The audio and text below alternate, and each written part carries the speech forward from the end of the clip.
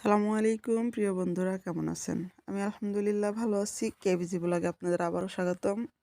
আমি আজ আপনাদের নিয়ে এসেছি রবি ঠাকুরের কুঠিবাড়ি, প্রতিশর আত্রাই নওগাঁ। মূলত আমার এটা ব্লগের জায়গা না, আমি এখানে ঘুরতে এসেছিলাম আমার আপার বাসায়। তো আসার পরে শুনলাম এখানে রবি ঠাকুরের কাচারি বাড়ি আছে।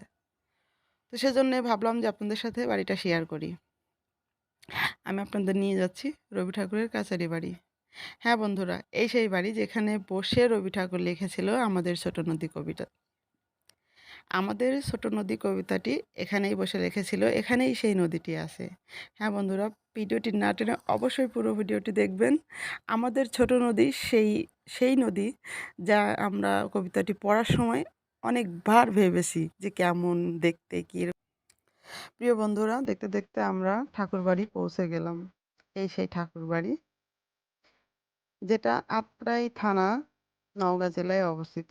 আত্রাই স্টেশন থেকে 10 কিলোমিটার ভেতরে গেলেই এই রবি ঠাকুরের বাড়ি।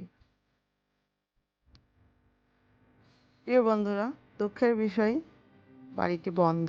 আমি ভেতরে যেতে পারি না, কারণ আমরা পৌঁছে গেছি 5টার পরে, তাই আর সেখানে ঢুকতে পারি নাই। 5টা পর্যন্ত বাড়িটি খোলা থাকে এবং প্রতি রবিবার বাড়িটি বন্ধ থাকে।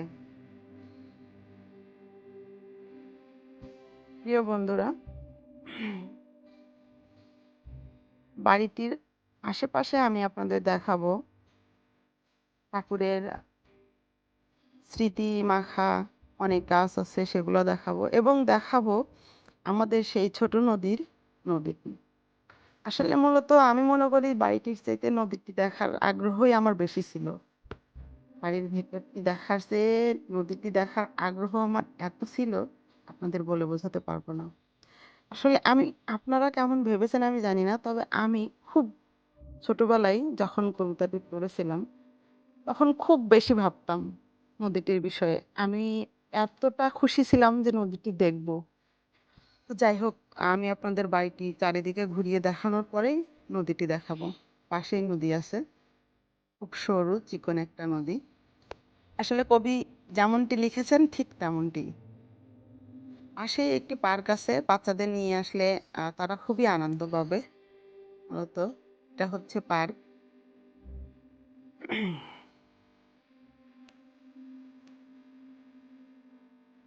প্রিয় বন্ধুরা, আমার ভিডিওটি আপনাদের ভালো লেগে থাকলে অবশ্যই লাইক, কমেন্ট, শেয়ার করবেন আর চ্যানেলটি সাবস্ক্রাইব করবেন।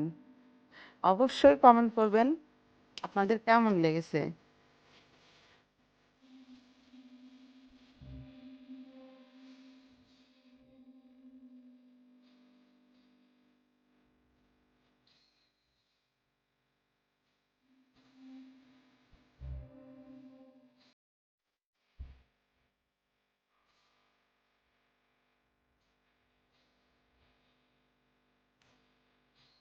প্রিয় বন্ধুরা, দেখার মতো চোখ থাকলে অনেক কিছুই দেখা যায়।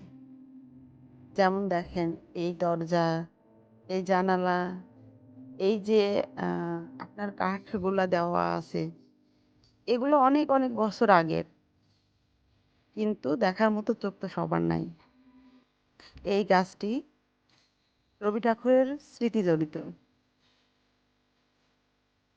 সেই প্রাচীন সময়ের গাছ। এটা একটা আম গাছ, অনেক অনেক বছর আগের। আমি আপনাদের এর আগেও আমার ব্লগে দেখিয়েছি কুষ্টিয়া রবি ঠাকুরের বাড়ি ঝিনাইদহে। তো এখানে আমি মূলত গিয়েছিলাম আমার বোনের বাড়ি বেড়াইতে। তো সেখানে যাওয়ার পরেই রবি ঠাকুরের বাড়ির কথা শুনেই আমি চলে গেছি ওখানে দেখতে। এটা বাড়ির পেছনের দিক, এটা বাড়ির পেছনের দিক। বাড়িটা সামনে পিছে দুই দুই দিকেই খুবই সুন্দর, ফুলের বাগান, দেখতে খুবই মনোরম সুন্দর পরিবেশ এক কথায়। এখানে রয়েছে একটি ক্যাম্প, সেই ক্যাম্পের কর্মকর্তারা এই বাড়িটার রক্ষণাবেক্ষণ করেন।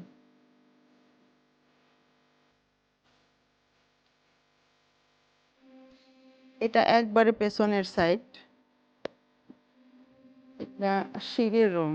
যেহেতু আমি ভেতরে যেতে পারি নাই, তাই আপনাদের বাহির থেকেই জিনিসটা ভালোভাবে দেখিয়ে দিলাম। এটা আরেকটা গাছ প্রাচীন সময়ের। এবার আপনাদের নিয়ে যাব আমি সেই নদী দেখাইতে। পাশেই সেই নদী, আমাদের ছোট নদী চলে আঁকে বাঁকে। আমি তো খুবই এক্সাইটেড। আপনারা কেমন এক্সাইটেড আমি জানি না। আমার খুবই খুবই ভালো লাগছে যে আমি সেই নদীটা দেখব। অবশ্যই বন্ধুরা, আহ, কেমন লাগছে আপনাদের, আপনারা কমেন্টে অবশ্যই জানাবেন।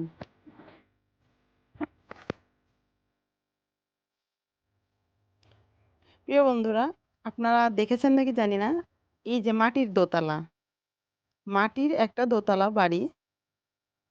আমি এর একটা ব্লগ নিতে চাইছিলাম কিন্তু পারি নাই। প্রিয় বন্ধুরা, এই যে এটা ঠাকুর বাড়ি, আর তার ঠিক অপোজিটে এই সেই নদী, যে নদীর তীরে আমি চলে এসেছি। এই সেই নদী, যেই নদীর ধারে বসেই রবি ঠাকুর লিখেছিলেন আমাদের ছোট নদী চলে আঁকে বাঁকে।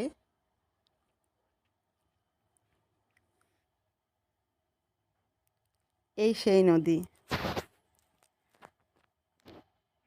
এই সেই ছোট নদী যেখানে আমি যাচ্ছি। আসলে পানিগুলো শুকিয়ে গেছে, এজন্য অনেক নিচে পানি, এখন তেমন পানি নেই। একদম নদী বরাবর কাছে চলে এসেছি আমি। আমি তো এতটা খুশি, কি বলবো আপনাকে, যে আমি এই নদী দেখতেছি, এটা আমার জন্য একটা সৌভাগ্য। আমি খুব খুব ভেবেছি ছোটবেলায়, খুব। প্রিয় বন্ধুরা, আমার ব্লগ আজকে এ পর্যন্তই। আশা করি আপনারা সবাই ভালো থাকবেন, সুস্থ থাকবেন, সুন্দর থাকবেন। আপনাদের সাথে দেখা হবে আগামী কোনো ব্লগে, অন্য কোনো জায়গায়। ততক্ষণ পর্যন্ত সবাই ভালো থাকবেন, সুস্থ থাকবেন, আমার জন্য দোয়া করবেন। আল্লাহ হাফেজ।